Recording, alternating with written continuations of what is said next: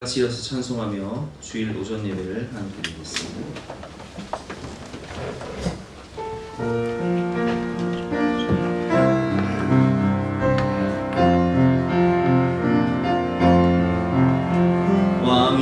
왕이신 나의 하나님, 내가 주를 높이고 영원히 주의 이름을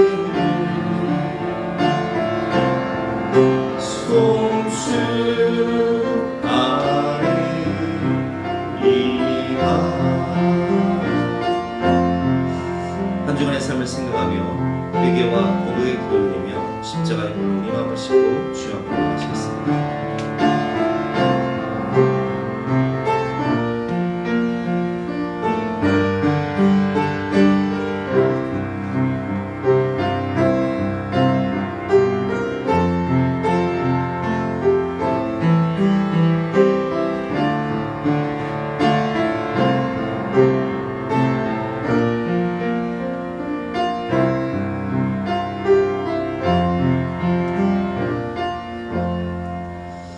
하나님 감사합니다. 주님의 은혜와 사랑으로 우리 예수사랑교회를 지난 12년 동안 지켜주시고 또 아름답게 세워주시고 귀한 영혼들을 구원하여 주시고 또 믿음의 명문 가정으로 세워주시니 진심으로 감사드립니다. 이 모든 것이 하나님의 은혜였음을, 주님의 사랑이었음을 고백합니다. 그러나 주님, 우리가 더 기도하지 못했고 더 귀한 영혼들을 많이 구원하지 못한 것들을 이 시간 회개합니다. 주님, 우리를 용서해 주시고 아직 구원받지 못한 우리 사랑하는 가족들 또 사랑하는 영혼들을 위해서 눈물로 기도할 때에 기쁨으로 단을 거두는 은혜를 허락하여 주시옵소서. 감사드리며 예수 그리스도 이름으로 기도드렸사옵나이다. 아멘. 여호와는 궁이 많으시고 은혜로우시며 노하기를 더디하시고 인자하심이 풍부하시도다. 그러므로 주 예수 그리스도 안에 있는 자에게는 결코 정죄함이 없느니라. 아멘. 사제를 확신하며 다같이 사도신경으로 우리 신앙을 고백하겠습니다. 나는 전능하신 아버지 하나님 천지의 창조주를 믿습니다. 나는 그의 유일하신 아들 우리 주 예수 그리스도를 믿습니다. 그는 성령으로 잉태되어 동정녀 마리아에게서 나시고 본디오 빌라도에게 고난을 받아 십자가에 못 박혀 죽으시고 장사인 지 사흘 만에 죽은 자 가운데서 다시 살아나셨으며 하늘에 오르시어 전능하신 아버지 하나님 우편에 앉아 계시다가 거기로부터 살아있는 자와 죽은 자를 심판하러 오십니다. 나는 성령을 믿으며 거룩한 공교회와 성도의 교제와 죄를 용서하는 것과 몸의 부활과 영생을 믿습니다. 아멘. 다 같이 앉으셔서 함께 찬송하시겠습니다.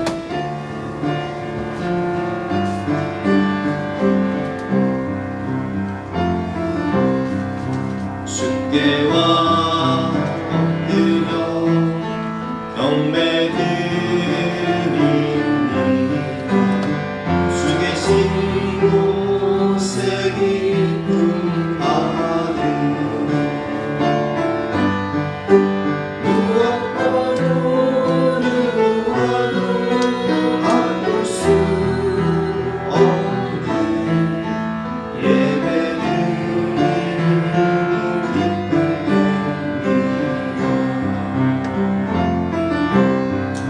없는 임재와 예배를 위해서 합심해서 기도하신 이후에 우리를 대표해서 송재근 안수임사님께서 대표로 기도해주셨습니다.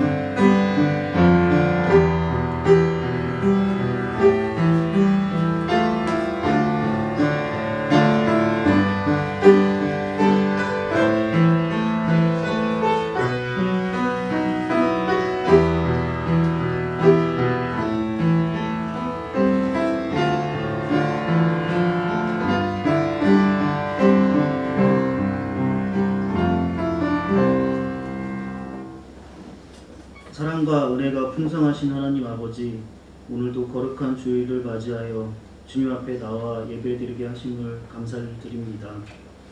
또한 항상 저희를 지켜주시고 보호해 주심을 감사를 드립니다. 하나님 아버지, 어느덧 무더운 날씨도 지나가고 가을에 접어들고 있습니다. 아침 저녁 쌀쌀한 날씨에 성도님들 건강 지켜주시고 아직 코로나19 장기화로 일상생활이 어려운 가운데 있습니다. 코로나에 감염되지 않도록 지켜주시고 보호해 주시옵소서. 사랑이 많으신 하나님 아버지, 지난 한 주간도 세상에 살면서 세상의 것만 생각하고 세상의 것만 따라가는 어리석은 생활을 하였습니다. 이 시간 기도하오니 용서하여 주시고 항상 주님만 생각하고 주님의 말씀을 묵상하고 기도할 수 있도록 저희를 인도하여 주시옵소서. 아버지 하나님, 2021년을 하나님께 좋은 모습으로 신앙생활을 한다고 다짐한 지 얼마 안 된 것 같은데 벌써 올해도 얼마 남지 않았습니다. 지난 시간을 되돌아볼 때 이 핑계 저 핑계 신앙생활을 소홀히 하고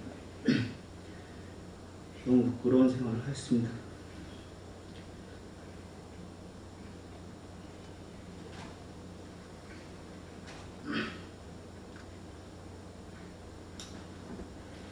하나님, 저희를 용서해 주시고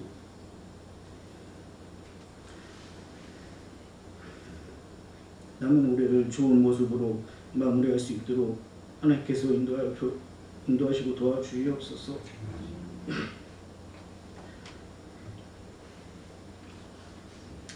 하나님 아버지, 예수사랑교회 성도님을 기억하여 주시고 육신의 질병으로 고통받는 분들 치료하여 주시고 경제적으로 사업으로 어려움을 겪는 분들 주님께서 회복해 주시고 마음으로 위로해 주셔서 이길 힘을 주시옵소서.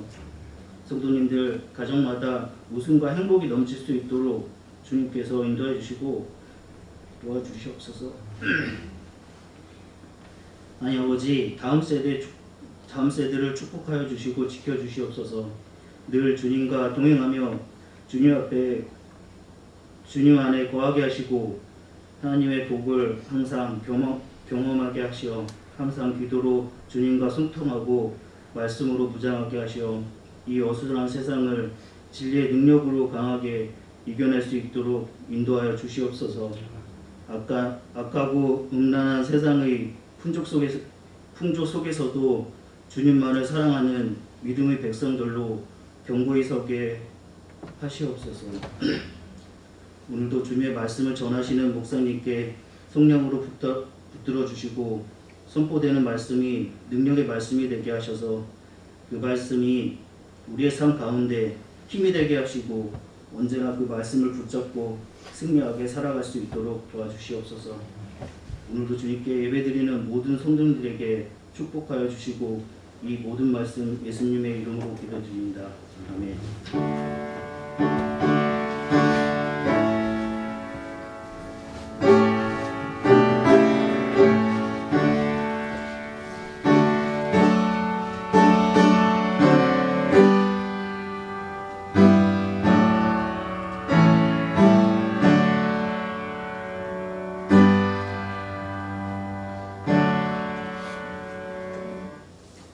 반갑습니다. 오늘도 주님 사랑하는 마음으로 주님 전에 나와서 예배 드리시는 여러분들과 또 가정에서 영상 예배를 드리시는 우리 모든 성도님들 가정 가운데 주님의 은혜와 평강이 가득하시기를 주님 이름으로 축원합니다. 오늘은 교회 창립 12주년을 기념하는 주일입니다. 지난 12년 동안 인도하시고 또 풍성한 은혜로 채워주신 우리 하나님께 감사를 드리고 또 교회를 위해 헌신하신 보이지 않는 곳에서 기도하시고 헌신하시고 수고하신 우리 모든 성도님들께 진심으로 감사드립니다. 예배 후에 기념 떡과 떡을 준비했는데요. 1인당 2가지 종류인데 2개씩 각각 다른 종류로 2개씩 받아가시고 음료도 하나씩 받아가시기 바랍니다. 10월 예배위원 및 봉사안에는 게시판을 참조해 주시기 바랍니다. 오늘 주신 하나님 말씀은 구약성경 창세기 39장 1절부터 23절까지 말씀인데요. 이 하나님의 말씀을 영상을 통해서 함께 듣도록 하겠습니다. 제39장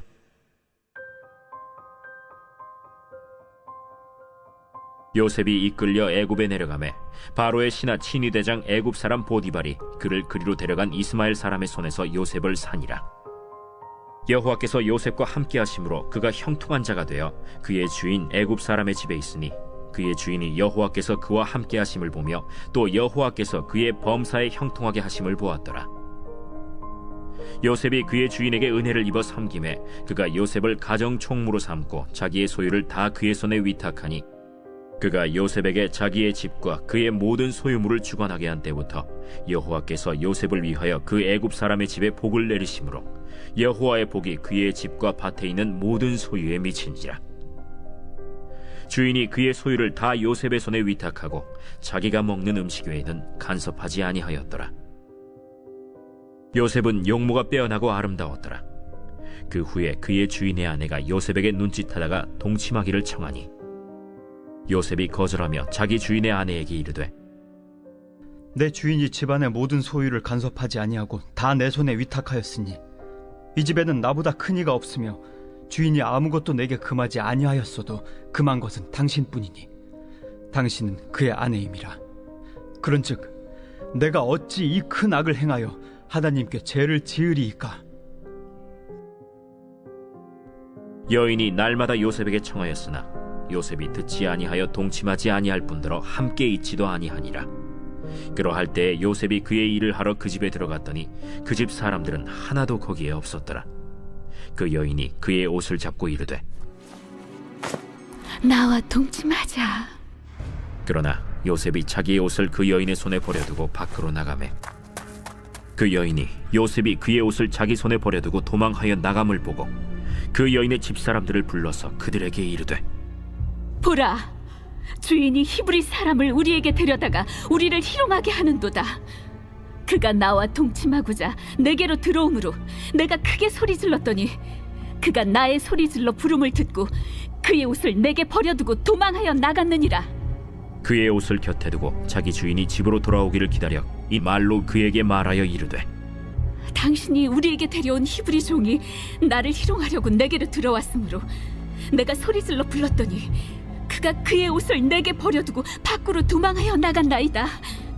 그의 주인이 자기 아내가 자기에게 이르기를 당신의 종이 내게 이같이 행하였다 하는 말을 듣고 심히 노한지라. 이에 요셉의 주인이 그를 잡아 옥에 가두니 그 옥은 왕의 죄수를 가두는 곳이었더라. 요셉이 옥에 갇혔으나 여호와께서 요셉과 함께 하시고 그에게 인자를 더하사 간수장에게 은혜를 받게 하시매 간수장이 옥중 죄수를 다 요셉의 손에 맡김으로 그 재반 사물을 요셉이 처리하고 간수장은 그의 손에 맡긴 것을 무엇이든지 살펴보지 아니하였으니 이는 여호와께서 요셉과 함께 하심이라. 여호와께서 그를 범사에 형통하게 하셨더라. 오늘 말씀의 제목은 진정한 형통이라는 제목으로 본 말씀을 위해서 함께 은혜를 나누겠습니다. 오늘 본문에 나오는 형통, 요셉이 형들에 의해서 애굽의 노예로 팔려 보디발 장군의 집에 노예가 됩니다. 근데 오늘 본문은 하나님의 요셉과 함께함으로 형통하였더라 라고 말씀하고 계시고, 보디발 장군의 집에서 최선을 다해서 그는 열심히 충성해서 가정 총무가 되어서 인정을 받지만 보디발 장군의 아내의 유혹을 뿌리쳐서 억울하게 누명을 쓰고 감옥에 가요. 근데 감옥에 간 요셉을 성경은 형통하였다라고 말씀하고 계십니다. 아니 노예가 되고 그리고 억울하게 감옥에 가는데 이것이 어찌 형통입니까? 오늘 우리가 이 본 말씀을 여호와께서 요셉과 함께 하심으로 그가 형통한 자가 되었다. 여호와께서 요셉과 함께 하심이라. 여호와께서 그를 범사에 형통하게 하셨더라. 이 말씀을 통해서 우리가 진정한 형통이 무엇인가 함께 배워보도록 하겠습니다. 본문에 나오는 형통은 세상적인 형통이 아니에요. 세상적인 형통은 히브리어로 셀라라고 합니다. 이 셀라라는 것은 마치 바람이 휙 불면 사라지는, 한순간 사라지는 안개와 같은 것이 바로 세상의 형통입니다. 제가 얼마 전에 우리 할머니 권사님들을 모시고 저 평창에 있는 발왕산이라는 곳에 갔습니다. 발왕산이 굉장히 높은 산이에요. 케이블카를 타고 올라가면 한 20분 이상을 케이블카를 타야 돼요. 국내 최장거리 케이블카입니다. 그런데 케이블카를 타기 전에 그 케이블카 그 매표를 하고 딱 타려고 하니까 그 직원이 발왕산 정상의 사진을 딱 보여주면서 묻는 거예요. 지금 발왕산 정상이 안개가 가득해서 아무것도 볼 수 없는데 타시겠습니까? 지금이라도 환불을 하시겠다면 환불을 해드리겠습니다. 이렇게 말씀하시는 거예요. 아니 그런데 권사님들을 모시고 평창까지 가는데 안 볼 수가 없잖아요. 그래서 괜찮습니다. 타겠습니다. 하고 권사님들을 모시고 케이블카를 탔어요. 그런데 정상에 올라가는 과정을 보니까 다 맑은데 정상만 그냥 구름같이 안개가 꽉 껴가지고 아무것도 보이지 않는 거예요. 근데 제가 그때 권사님들에게 그런 말씀을 드렸어요. 권사님들 걱정하지 마세요. 저 안개는 우리 권사님들이 오셨는데 하나님이 바람 한번 휙 불면 금방 사라지는 거니까 걱정하지 마시고 올라가시죠. 그래서 도착을 했어요. 도착을 했는데 올라가니까 안개가 이렇게 정확하게 껴가지고 아무것도 안 보이는 거예요. 제가 권사님들에게 드린 말씀이 있는데 그래서 속으로 이제 기도를 하는 거죠. 하나님, 우리 할머니 권사님들 이렇게 먼 곳까지 와가지고 평창까지 와서 좀 이 아름다운 광경을 보여드려야 되는데 하나님 좋은 마음으로 바람 한번 휙 불어주시죠. 기도를 하고 만약에 아무것도 안 보이니까 잠깐 내려가서 산책 좀 하고 오자고 해서 내려가서 계속 산책을 하면서 기도를 하는데 어느 순간 하나님이 바람을 불어주시고 그래서 한 10여 분 지나니까 안개가 싹 거친 거예요. 그래서 우리 권사님들 다시 그 정상 전망대에 올라가서 사진을 찍고 왔습니다. 제가 이 말씀을 왜 드리냐면은 세상적인 형통이 뭐라고 그랬어요? 바람 한번 휙 불면 없어지고 사라지는 것이 세상적인 형통이라고 했잖아요. 여러분, 세상적인 형통, 우리가 세상에 어떤 부자가 되는 것, 물질, 또 명예를 얻는 것, 그리고 권력을 얻는 것, 이런 것들이 어찌 보면요 안개와 같은 거예요. 지금은 실체가 보이지만 바람 한번 휙 불면 금방 사라져 버리는 것들이에요. 이것이 세상적인 형통입니다. 우리가 어떤 분을 보면 그 권력이 대단해서 하늘에 나가는 새도 떨어뜨릴 것 같은 대단한 권력을 가지고 있는 것 같이 보이지만 어느 순간 보면 감옥에 가 있는 분들이 많아요. 어마어마한 부자, 저 정도면 세상 남부할 것이 없겠다 라고 생각하는 그런 분들이 어느 순간 보면 그 모든 재산을 다 잃는 경우도 보게 됩니다. 여러분, 세상적인 형통이라는 것은 제가 아까 말씀드렸지만 셀라흐, 바람이 불면 한순간 사라지는 안개와 같은 것이 바로 세상적인 형통입니다. 그렇다면 오늘 본문에 나오는 형통은 어떤 말씀일까요?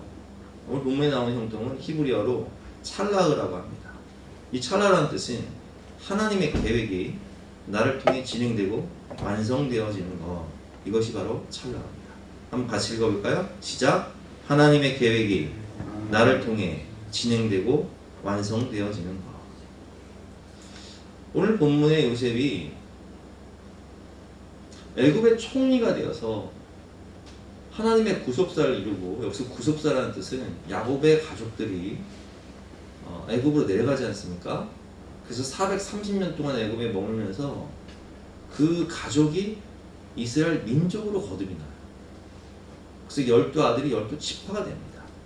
그래서 하나님의 구속사를 이루고 애굽의 총리가 되어서 세계를 구원하는 것. 7년 6년으로 말미암아 세계가 기근으로 다 굶어 죽을 위기 가운데 있을 때 하나님의 구속사를 이루고 세계를 구원하는 하나님의 작품이 되는 것, 이것이 하나님의 뜻이에요. 그래서 오늘 본문의 진정한 형통은 첫 번째로 하나님과 동행하며 만들어지는 작품이 되는 것입니다. 애굽의 총리가 되어 구속사를 이루고 세계를 구원하는 것이죠. 2절과 3절 말씀 보겠습니다. 여호와께서 요셉과 함께 하심으로 그가 형통한 자가 되어 그의 주인 애굽 사람의 집에 있으니 그의 주인이 애굽 여호와께서 그와 함께 하심을 보며 또 여호와께서 그의 범사에 형통하게 하심을 보았더라. 아멘. 여러분, 애굽의 노예로 팔려간 것은 이건 우연이 아니에요. 가나안 땅에 타락하고 악한 문화 가운데, 우상 숭배 문화 가운데 하나님께서 이스라엘 민족을 보호하시고 그리고 이제 민족으로 거듭나게 하기 위해서 가장 필요한 것이 바로 이스라엘 야곱의 가족들이 애굽으로 향하는 것인데, 그 모든 계획을 하나님께서 세팅을 하시고 선발대로 요셉을 보내셔서 애굽의 총리가 되게 하신 것이죠. 그래서 오늘 본문에 요셉이 애굽으로 내려가 노예가 된 것은 우연이 아닙니다. 그리고 총리가 되기 위해서 가장 필요한 이 정치적인 훈련, 관료로서의 훈련을 받기 위한 그 과정이 필요한데, 그 과정이 바로 왕의 죄수가 갇히는 감옥에서의 훈련이에요. 거기는 거의 공직자들이 갇히는 감옥이기 때문에 주로 하는 대화의 내용들이 정치예요, 행정이에요. 거기서 다 배워야 돼요. 요셉을 위한 특수 학교였단 말이에요. 그런데 오늘 본문을 보면 이 애굽의 총리가 되기 위해서 요셉은 억울한 일을 당합니다. 요셉의 특징이 뭐냐? 내 잘못이 아닌 남의 잘못으로 인한 억울한 일들이에요. 자, 요셉을 누가 팔아요, 애굽으로? 형들이 팔죠. 요셉의 잘못 때문이 아니라 형들의 죄로 말미암아 요셉은 애굽의 노예가 됩니다. 그런데 보디발 장군의 집에 팔려간 요셉은 거기서 최선을 다해 살죠. 그래서 인정을 받아요. 하나님이 그와 함께 하심을 보고 그 주인이 인정을 해서 그를 가정의 총으로 세웁니다. 그래서 인정을 받아요. 근데 문제가 무엇입니까? 보디발 장군의 아내의 유혹을 뿌리쳤는데 그 아내가 오히려 요셉에게 모든 덤터기를 씌우죠. 그래서 자신의 잘못이 아닌 그 보디발 장군 아내의 유혹을 뿌리쳤다는 이유로 그 여인의 죄로 말미암아 오히려 모함을 당해서 요셉은 감옥에 갑니다. 그게 죄수가 됩니다. 그런데 이 일을 통해서 하나님은 요셉을 애굽의 총리로 세우는, 그리고 세계를 구원하고 구속사를 이루는 하나님의 구원 작품이 탄생된다는 거예요. 근데 요셉의 인생은 예수님의 예표라고 하거든요. 왜냐하면 예수님도 어떤 일을 당하시죠? 억울한 일을 당하세요. 예수님은 죄가 없으신 분이신데 누구 때문에 십자가에 달리십니까? 바로 우리 죄 때문에, 내 죄 때문에 십자가에 달리신다는 거예요. 그래서 예수님은 자신의 잘못이 아닌 우리의 잘못으로 인해서 십자가에서 인류를 위한 계속의 죽음을 감당하심으로 우리에게 영원한 살길, 천국 영생의 길을 열어주시죠. 십자가를 통해서 하나님의 구원 작품을 완성하시는 거예요. 다윗의 인생도 마찬가지입니다. 전쟁에서 승리한 다윗은 전쟁에서 돌아오자 여인들이 노래를 불러요. 어떤 노래를 부릅니까? 사울은 천천히요, 다윗은 만만히로다, 이런 노래를 부르는 거예요. 그러니까 그 노래를 들은 사울 왕이 어떻게 합니까? 다윗을 죽이기로 결심을 해요. 그가 이제 더 얻을 것은 왕의 자리밖에 더 있느냐 해서 1등 공신이고 충신이었던 이 다윗을 사울은 죽이기로 결심을 합니다. 다윗의 잘못이 아닌데 오히려 선한 일을 했는데 나라를 구했음에도 불구하고 사울의 시기로 말미암아 다윗은 광야에서 10년 동안을 쫓겨다니면서 하나님만 바라보면서 거기서 뭘 하냐? 시편. 우리가 그렇게 은혜롭게 묵상하고 읽는 하나님의 말씀 시편을 거기서 집필하게 되는, 하나님의 작품이 거기서 탄생되어집니다. 우리가 인생에 어려운 일을 당하고 실패를 당하고 모함을 당하고 또 시련을 겪지만 그 속에서 하나님은 우리와 동행하시며 그 속에서 하나님은 일하시며 하나님의 작품을 만들어 가시는 거예요. 그래서 제가 조금 전에 말씀드렸지만 진정한 형통은 찰나의 하나님의 계획이 나를 통해 진행되고 완성되어지는 것이 바로 진정한 형통의 것입니다. 두 번째로 깨달을 수 있는 것은 나로 인해 모두가 복받는 것이, 나로 인해서 내가 축복의 통로가 되어서 내 주변의 모든 영혼들이 구원받고 축복을 받는 것이 하나님을 주신 진정한 형통의 목적이에요. 오늘 본 말씀을 보면 요셉이 이제 보디발 장군의 집에 들어가는데 요셉 때문에 누가 복을 받냐? 그 집이 복을 받아요. 오늘 본문 4절부터 6절까지 말씀입니다. 요셉이 그의 주인에게 은혜를 입어서 섬김에 그가 요셉을 가정 총무로 삼고 자기의 소유를 다 그의 손에 위탁하니, 얼마나 신실하면 그냥 모든 통장까지 다 맡겨요. 여러분, 통장을 맡긴다는 건 대단한 거예요. 그 사람을 믿지 못하면 통장을 못 맡기는 거거든요. 근데 모든 재산을 다 맡겨요. 5절 말씀 보니까 그가 요셉에게 자기의 집과 그의 모든 소유물을 주관하게 한 때부터 여호와께서 요셉을 위하여 그 애굽 사람의 집에 복을 내리심으로, 누구에게 복을 내리신다고요? 요셉을 위하여 그 애굽 사람 보디발 장군의 집에 복을 내리심으로 여호와의 복이 그의 집과 밭에 있는 모든 소유에 미친지라. 그 요셉 때문에 누가 복을 받아요? 보디발 장군이 복을 받는 거예요. 야곱 때문에 누가 복을 받아요? 삼손 라반이 복을 받는 거예요. 아브라함 때문에 누가 복을 받아요? 그 주변에 있던 조카 롯이 복을 받는 거예요.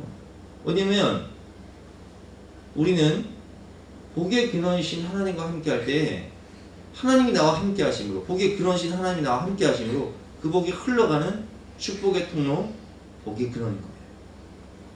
그 때문에 복이 흘러가는 거예요. 여러분들을 통해서 여러분들의 가정이 다 구원받고 집안이 구원받고 여러분들을 통해서 생명이 흘러가고 축복이 흘러가는, 여러분들은 하나님의 축복의 통로이심을 믿으시길 바랍니다. 좀 이럴 때는 아멘을 좀 세게 해야 돼요. 아멘 이렇게 속삭이지 마시고 아멘 이렇게 딱. 여러분들은 축복의 통로가 되시기를 주님의 이름으로 축원합니다. 그렇죠, 여러분. 아멘. 좀 힘차게. 그렇습니다, 여러분. 언젠가 우리 그 한강교회 최낙기 목사님 오셔서 설교하실 때, 한강교회 그 최낙기 목사님은 옛날에 한경직 목사님, 우리 그 통합 측의 대표적인 교회였던 영락교회 그 한경직 목사님 담임 목회하실 때 부목사였어요. 근데 한번 식사하시면서 그런 질문을 하셨다고 해요. 한경직 목사님, 도대체 목회가 무엇입니까? 근데 한경직 목사님이 목회라는 것은, 언젠가 오셔서 그런 간증을 하셨죠. 목회라는 것은 성도들이 복을 받아 그 복을 흘려보내게 하는 것이 목회라네. 여러분, 우리가요, 하나님의 생명을 받아서 그 구원의 천국 영생의 복을, 그리고 하나님의 축복을 받아서 그 생명을, 그 축복을 흘려보내는 것이 하나님이 우리를 부르신 목적이에요. 당신은 하나님의 언약 안에 있는 축복의 통로, 당신을 통하여서 열방이 주께 예배하게 되리. 나를 통해서 열방이, 우리 가족들이 다 하나님께 나와서 구원받아 하나님을 예배하고 하나님께 영광 돌리고, 나를 통해 축복이 흘러가서 요셉 때문에 애굽의 모든 백성들이 살고, 요셉 때문에 야곱의 모든 집안이 다 구원받고 축복받고 번성하게 되고, 그런 것처럼 나 때문에 우리 집안이 잘 되고, 나 때문에 우리 가족들이 다 구원받고, 나 때문에 우리의 자녀들이 믿음의 명문 가정을 이루고, 이것이 여러분 하나님께서 우리를 부르신 목적이라는 거예요. 하나님께서 지난 12년 동안 우리 교회를 지켜주시고 세워주신 이유가 뭐냐?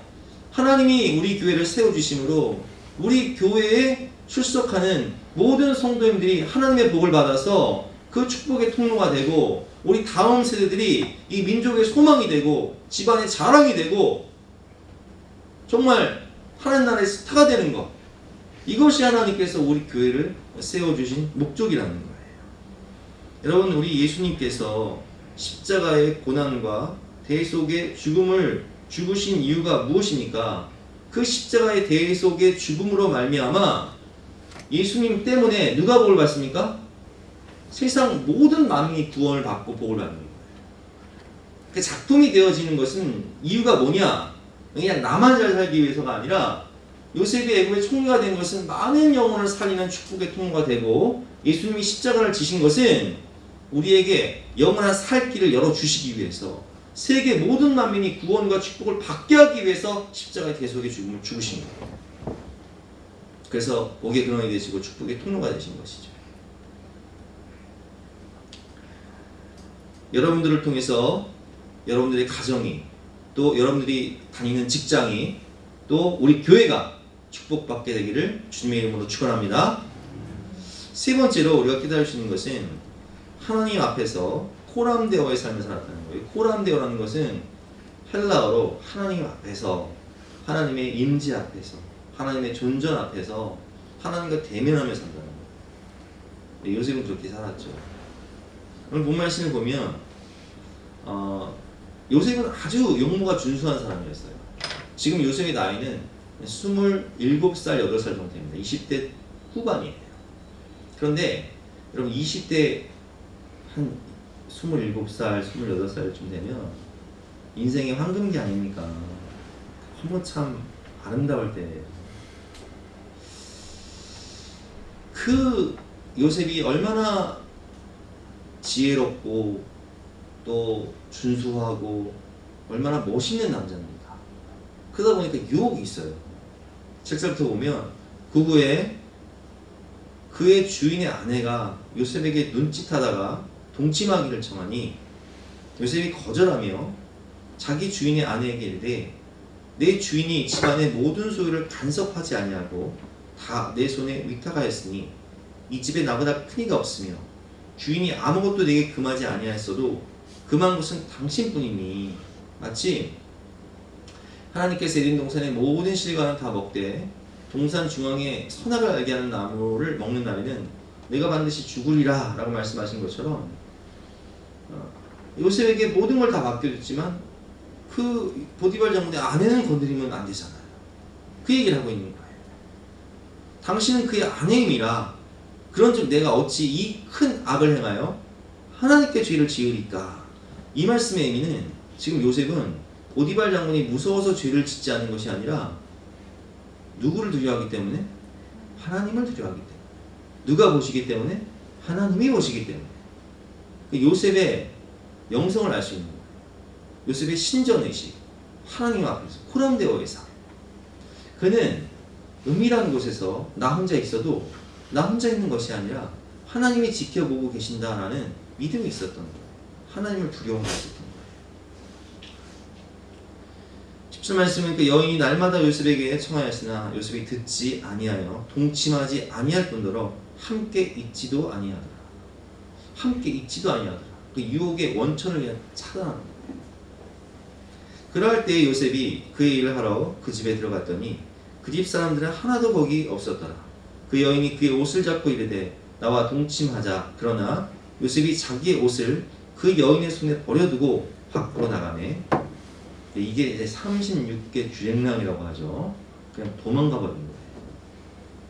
그 여인이 요셉이 그의 옷을 자기 손에 버려두고 도망하여 나감을 보고 그 여인의 집 사람들을 불러 그에게 이르되 보라 주인이 히브리 사람을 우리에게 데려다가 우리를 희롱하게 하는도다. 그가 나와 동침하고자 내게로 들어오므로 내가 크게 소리 질렀더니 그가 나의 소리를 질러 부름을 듣고 그의 옷을 내게 버려두고 도망하여 나가느니라 하고, 결국 이 요셉의 삶을 보면요, 이 코람데오의 신전의식이 있었는데, 여러분 이 죄와의 싸움에서 우리가 이길 수가 없어요. 왜냐면 우리는 죄성이 가득하기 때문에 죄의 자리에서 그걸 지켜보면서 참을 수가 없는 거예요. 그래서 죄와의 싸움에서 정면 승부를 한다는 것만큼 어리석은 일이 없습니다. 그럼 가장 좋은 방법이 뭐냐? 그 죄의 자리를 피하는 거예요. 작전으로 따지면 36개 주행랑이에요. 내가 도저히 이길 수 없는 상대를 만났을 때는 그냥 피하는 게 상책이에요. 근데 죄와의 싸움에서 우리가 정면 승부를 하게 되면 우리가 질 수밖에 없기 때문에 우리는 죄 짓는 장소나 죄 짓는 사람들의 모임이나 나를 넘어지게 하는 사람이나 혹은 물건, 기계 같은 것들을 피해야 돼요. 내가 TV 때문에 죄를 지으면 TV 그 케이블을 끊어버리는 게 좋고요. 과감한 결단이 필요하죠. 인터넷 때문에 죄를 지으면 그냥 인터넷을 끊어버리는 게 좋아요. 사실은. 너무 극단적이라고 말씀할 수 있지만 내 삶을 무너뜨리는 그런 모임이나 장소나 사람이 있다면 그냥 그 관계를 정리해야 돼요. 오늘 요셉이 보디발 장군의 아내가 유혹을 할 때 함께 있지도 아니하였더라. 하나님 앞에서 포람되어의 신전의식을 갖고 살았을 뿐만 아니라 그냥 함께 있지 않았고 그 여인이 유혹할 때 그냥 그 자리를 어떻게 해요? 박차고 나가버려요. 도망해요. 더 있다가 큰일 나거든요. 여러분 우리가 우리나라뿐만 아니라 외국의 대선 주자들을 보면 유력한 대선 주자였다가 이 스캔들 때문에 인생이 한 방에 훅 가는 경우를 많이 봅니다. 그런데 누구도 장담할 수가 없어요. 왜 그런 줄 아세요? 그 성령 충만한 다윗도 그 죄의 자리를 피하지 못하고 도망치지 못하고 그 죄를 사모하고 묵상하다가 밧세바를 범하지 않습니까? 그 인생이 한 방에 훅 가지 않습니까?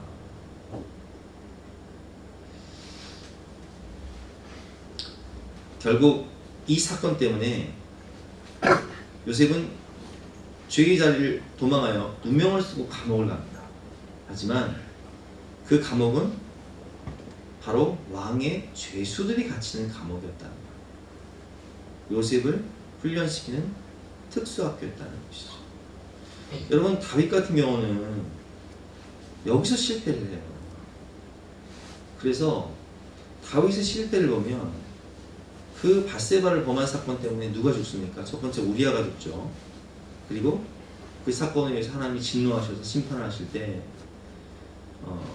첫째 아들 암논이 죽고 압살롬이 반역하면서 암논이 죽고 또 압살롬도 죽고 그리고 압살롬 반역 사건으로 이스라엘에 내전이 일어나서 수많은 군사들, 백성들, 가장들 그리고 귀한 그 집안의 아들들이 죽어요. 수만 명이 죽어요. 우리가 죄를 짓게 되면 나만 죽는 것이 아니라 우리 가족들이 실족하게 되고 많은 영혼들이 상처를 받고 하나님을 떠날 수도 있고 영적으로 죽을 수 있고 육적으로 죽을 수 있다는 거예요.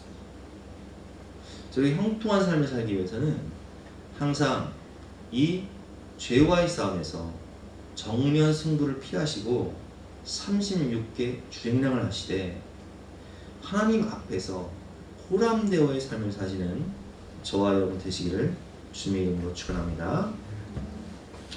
네 번째로 우리가 깨달을 수 있는 것은 하나님을 신뢰하는 믿음이 필요하다는 거예요. 우리가 살다 보면 요셉처럼 억울한 일을 당하기도 하고 참 어마어마한 가슴이 무너지는 그런 실패나 시련을 당할 때도 있어요.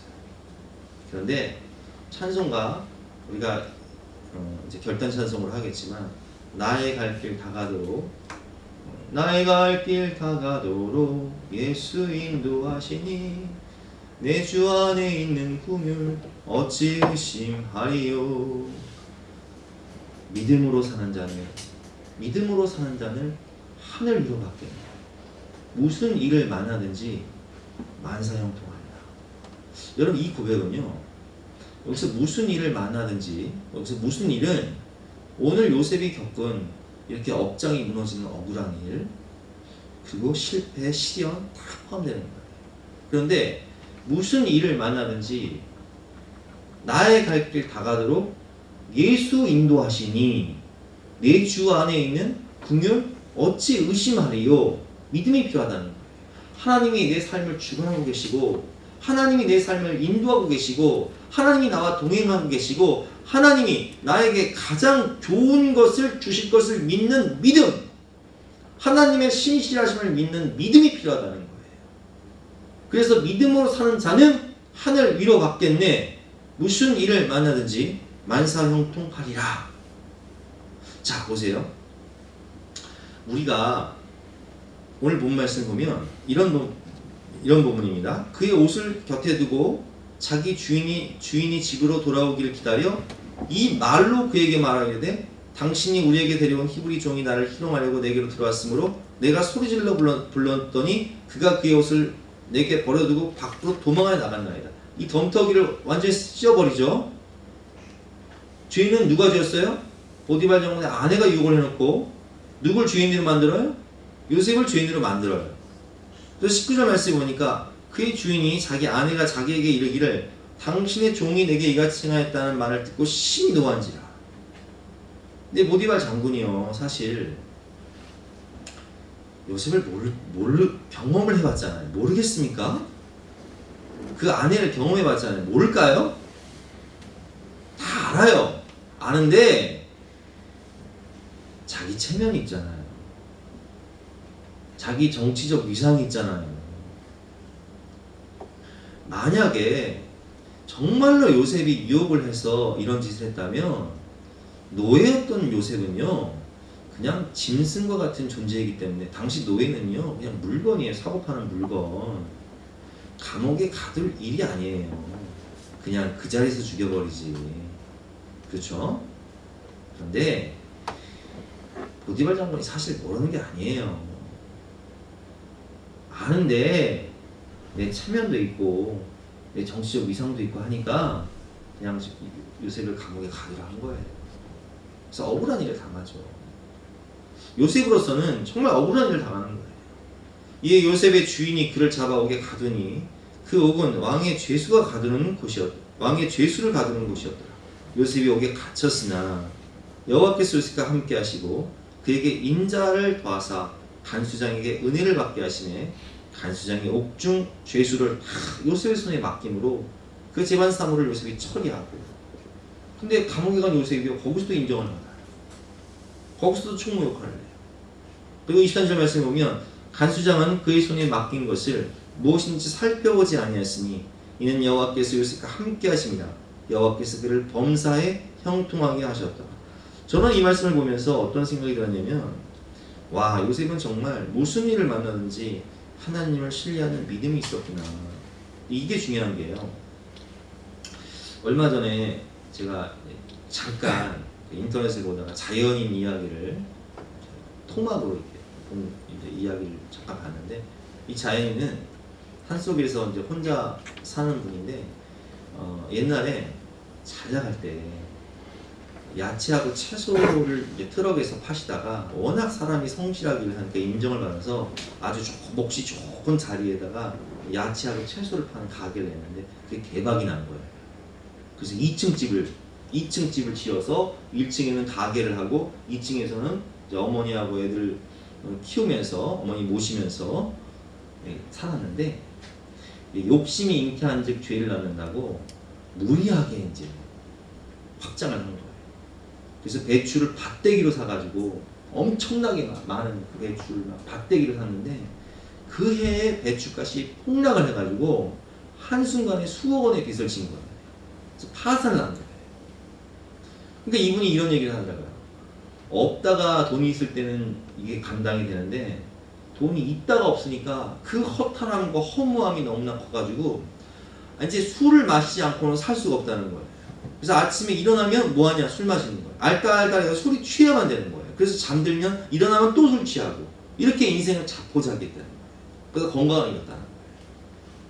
근데 여러분, 이것이 일반적인 사람들의 모습입니다. 아니, 내 잘못이 아니에요. 근데 망했어요.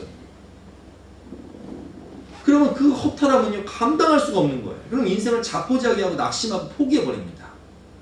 요셉이 자기의 잘못이 아닌 형들의 잘못으로 애굽의 노예로 팔렸어요. 그러나 요셉은 어떻게 해요? 무슨 일을 하든지 주께 하되 충성합니다. 그리고 거기서 충성했음에도 불구하고 그 결과가 뭐예요? 억울하게 죄수가 되어서 감옥에 갇혔어요. 이 정도 되면 보통 사람 같으면 정말 술 취하고 낙심하고 포기하고 절망하고 인생을 자포자기할 수밖에 없는 거예요. 하지만 요셉은 그렇게 합니까? 그렇게 하지 않죠. 그는 하나님과 동행을 했고 하나님을 신뢰했고 무슨 일을 만나든지 만사형통하리라. 거기서도 충성하고 최선을 다하는 거예요. 이 자세가 중요한 거예요. 하나님을 신뢰하는 믿음. 무슨 일을 만나든지 낙심하지 말고 포기하지 말고 하나님을 믿고 최선을 다할 때 하나님이 형통을 주시는 거예요. 나를 통해 작품을 만드시는 거예요.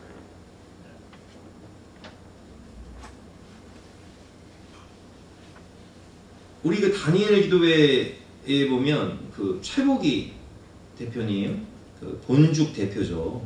이분이 나오셔서 간증을 언젠가 하신 적이 있는데, 이분은 이제 남편, 가난한 집에서 태어나서 남편을 만나서 정말 보증금 100만 원에 5만 원짜리 월세를 살았다고 해요. 얼마나 참 100만 원에 5만 원이면 참 징글징글 많게 가난하네요. 근데 이제 하나님 개척교회 다니면서 정말 주의에 충성하고 헌신해서 남편을 위해서 기도할 때 하나님이 남편에게 대박 화장품 사업을 했는데 화장품을 수입해서 파는 사업을 했는데 대박이 난 거예요. 그래서 떼돈을 벌어서 저 강남으로 이제 8학군으로 이사를 갑니다. 집을 사서. 근데 이제 문제가 뭐냐, 그때부터 이제 믿음을 지켜야 되는데 하나님을 의지하는 믿음을 잃어버리고 골프 채가지고 골프 치러 다니는 거예요. 그러다가 IMF를 만나요. 그 IMF로 완전히 있던 재산은 날릴 뿐만 아니라 빚더미에 앉아버려요. 나락으로 떨어져요. 그 많던 재산 다 잃어버리고 빚더미에 앉아버리니까 이게 멘붕이 와버리는 거예요. 그래서 이분이요, 우울증에 불면증에 나중에는 정신병까지 가게 됩니다. 막 며칠 동안 잠을 못 자니까 남편이 자살할까봐 정신병원에 넣어요. 근데 거기서 이제 믿음이 회복이 되죠. 하나님을 바라보면서 믿음이 회복이 돼서 뭘 하냐면 남편과 함께 숲대 앞에서 호떡 장사를 해요. 호떡 장사를 하면서 기도하면서 호떡 장사를 해서 이제 조금씩 회복이 되다가 남편 친구가 회사를 차리는데 이제 요식 프랜차이즈, 요식 프랜차이즈 그런 그 음식 체인점을 만들게 되는데 거기 같이 취업을 해서 요리학원에서 요리를 배우기 시작해요. 근데 여기서 이제 본죽을 만드는 계량화, 그러니까 음식을 만들 때 계량하는 그 원리, 이것을 이제 깨닫게 되죠. 그리고 거기서 하나님이 본죽이 탄생할 수 있는 본죽이라는 이름과 그 모든 레시피를 하나님이 주셔서 대학로 2층에, 대학로 뒷골목 2층에 죽가게를 만들어요. 죽가게를 창업을 하는데 그 장소는요 이미 4명이나 망해 나간 자리예요. 위치가 얼마나 안 좋은지. 하지만 무슨 일을 하듯 죽게 하듯 최선을 다해서 죽을 끓여서 만들어 파는데, 이 죽이라는 게요, 여러분 우리 식당 봉사 하시는 분들, 우리 교회 식당 봉사 하시는 우리 권사님들, 집사님들은 아시겠지만 이게, 여러분 보세요. 우리가 식당 봉사를 해요. 근데 뭐 김치찌개랑 뭐 몇 가지 반찬을 만든다고 합시다. 너는 김치찌개 만들어 와라. 너는 김치 가져와라. 너는 뭐 오뎅 볶아 와라. 너는 계란말이 해라. 이렇게 한 가지 한단 말이에요. 그러면 우리 교인들 한 100명분 하는 것도 힘들잖아요. 그렇죠? 이게 100명분 계란말이만 해도 힘든데, 여러분 2시간 동안, 점심시간 2시간 동안 50명이 와서 각각의 메뉴를 시킨다고 생각해 보세요. 그럼 얼마나 힘들겠어요. 이게 한계가 온 거예요. 2시간 동안 장사를 하는데, 점심시간 2시간 동안 각각 다른 메뉴를 만드는데 50그릇 돌파가 안 되는 거예요. 사람들이 와서 줄을 서도 50그릇 돌파가 안 되는 거예요. 그럼 어떻게 해야 돼요? 한계가 오는 거예요. 그런데 이분은요, 밤을 새서 시뮬레이션을 하면서 어떻게 하면 이걸 감당할 수 있을까를 연구하면서 하루에 200그릇까지 만드는 것을 돌파해요. 근데 그때 방송에서 와서 이제 취재를 해서 이게 대박이 난 거예요. 그래서 한쪽은 밥 먹으러 온 사람들 줄, 한쪽은 이 본죽 프랜차이즈 식당 하겠다고 찾아온 사람들 줄, 두 줄이 생긴 거예요.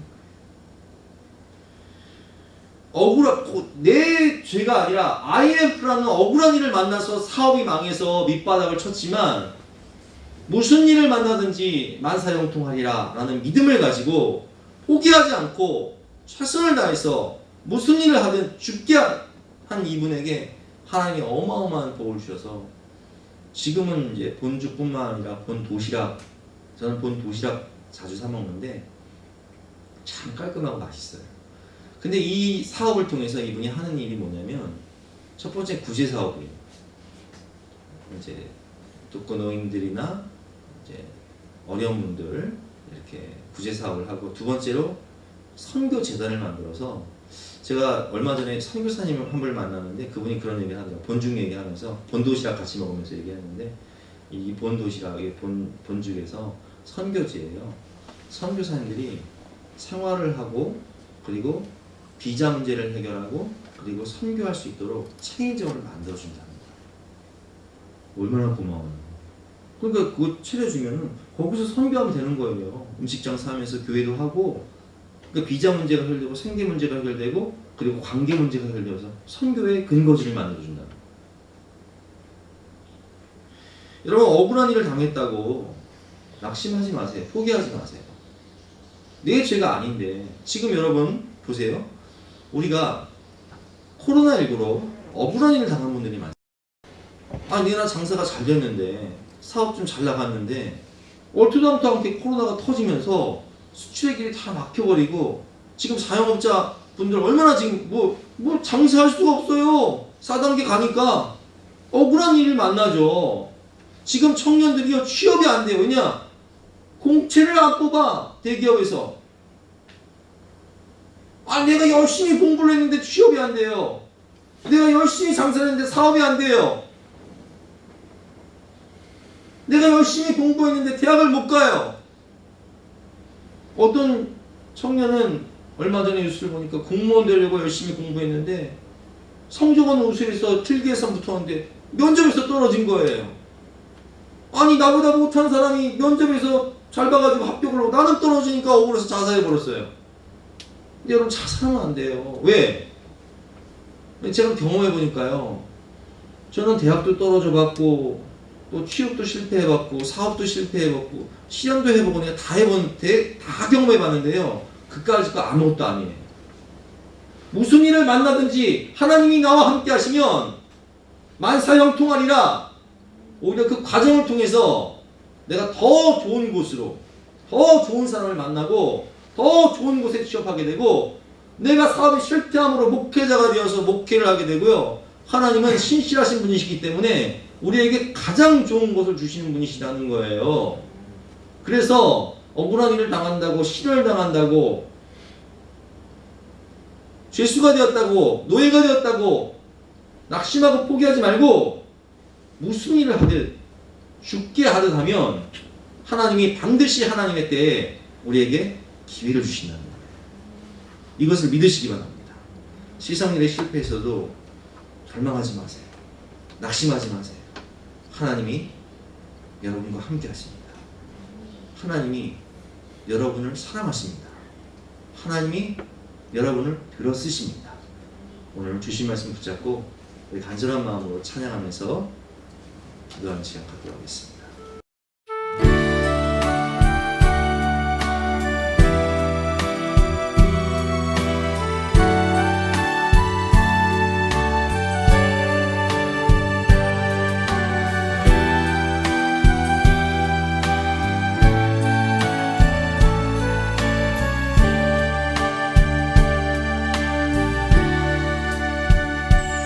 세상 일에 실패했어도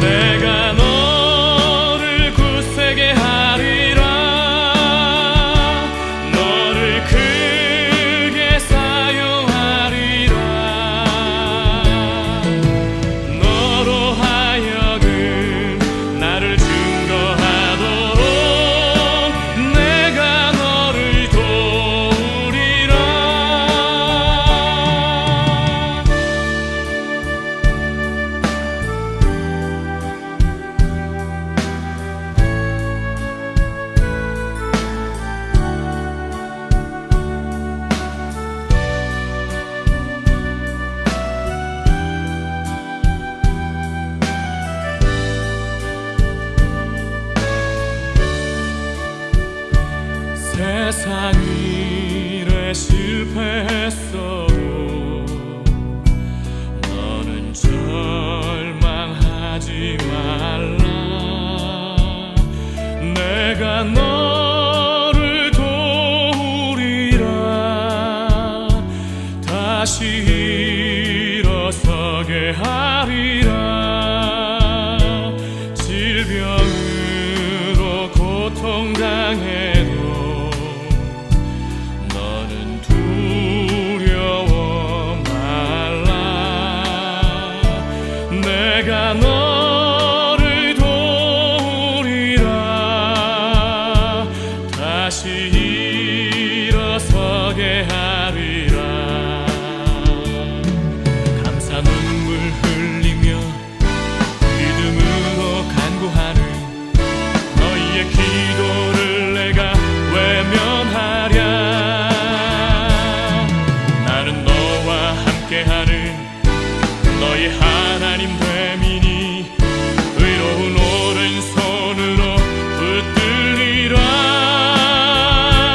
내가 너를 굳세게 하리라. 너를 크게 사용하리라.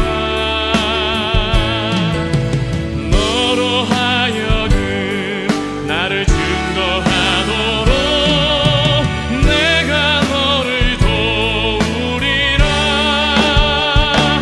내가 너를 굳세게 하리라. 너를 크게 사용하리라.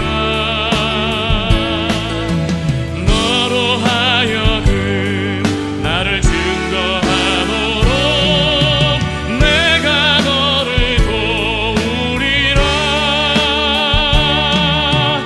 내가 너를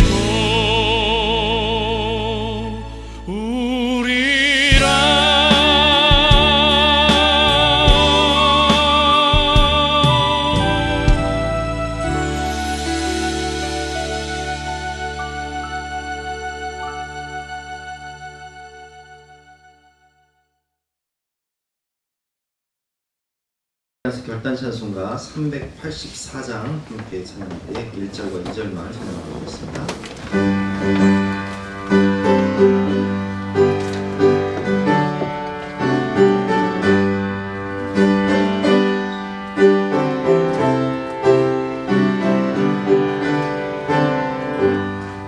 나의 발길 다가도록 예수 인도하시니 내 주 안에 있는 분을 어찌 의심하리요. 믿음으로 사는 자는 하늘 위로 받겠네. 무슨 일을 만나든지 만사 형통하리라. 무슨 일을 만나든지 만사 형통하리라.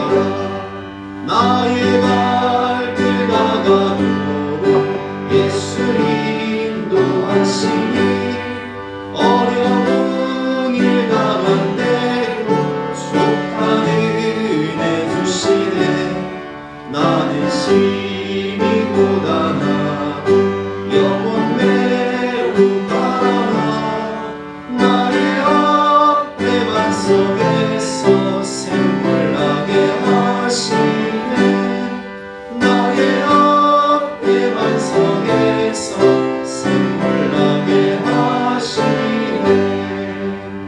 아멘. 하나님 감사합니다.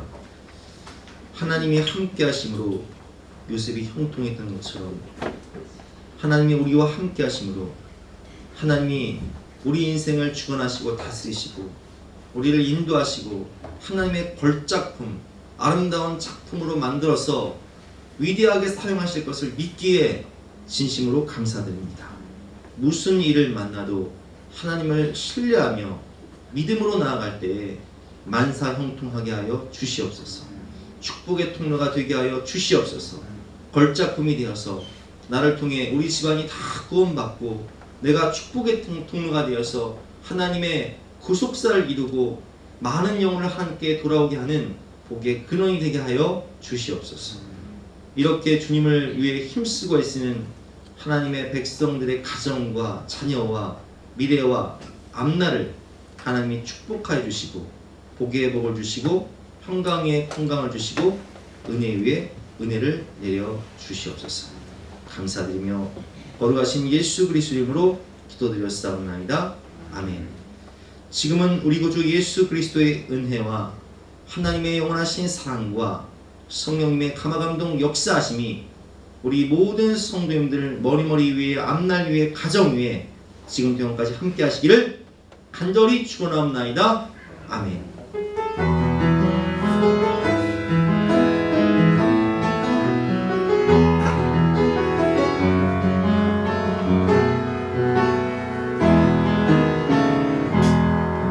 나의 사랑하는 자의 목소리를 듣기 원하네. 나의 사랑 나의 어여쁜 자야. 다윗 등이란 곳에서 듣기 원하네. 부드러운 주님의 음성.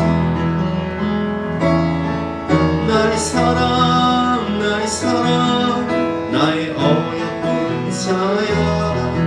일어나 함께 구하자. 나의 사랑 나의 사랑 나의 어여쁜 자야. 일어나 함께